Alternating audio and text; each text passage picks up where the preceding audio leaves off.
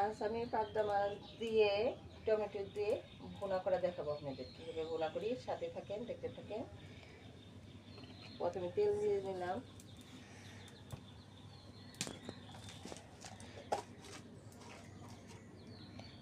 একটু জিরা ফাঁকি দিলাম, একটু তেল একটু গরম হতে থাক।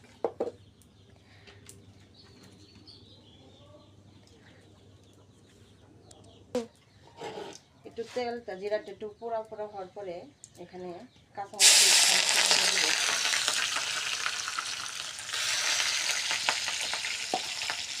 তারপরে এখানে আমি ময় মশলার একটা আদা রসুন একটা পেস্ট বানিয়ে দিয়েছিলাম, এখন সেটা দিয়ে দিব।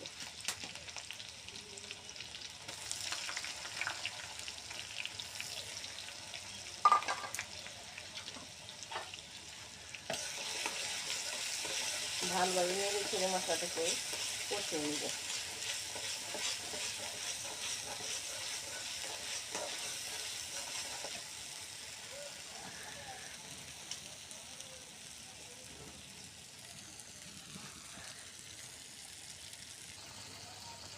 এর মাঝখানে এই যে একটু মশলার পানি দিয়ে দিচ্ছি,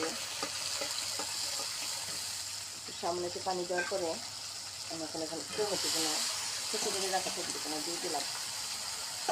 এখানে এগুলো ভালোভাবে নেড়ে ছেড়ে নিব।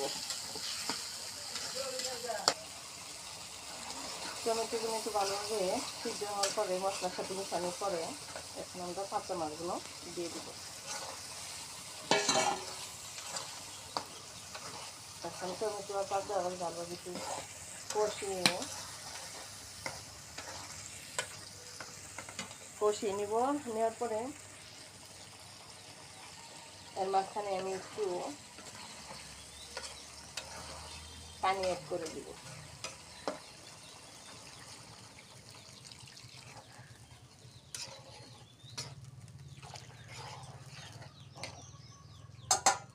এখন একটা ঢাকনা দিয়ে ঢেকে দিব। এখন ঢাকনাটা খুলে একটু নাড়াচাড়া দিয়ে নিব। এই তো প্রায় হয়ে গেছে, আর একটু শুকনো শুকনো রাখবো যাতে খেতে ভালো লাগে। এই দেখেন আমার রান্নাটা হয়ে গেছে। একটু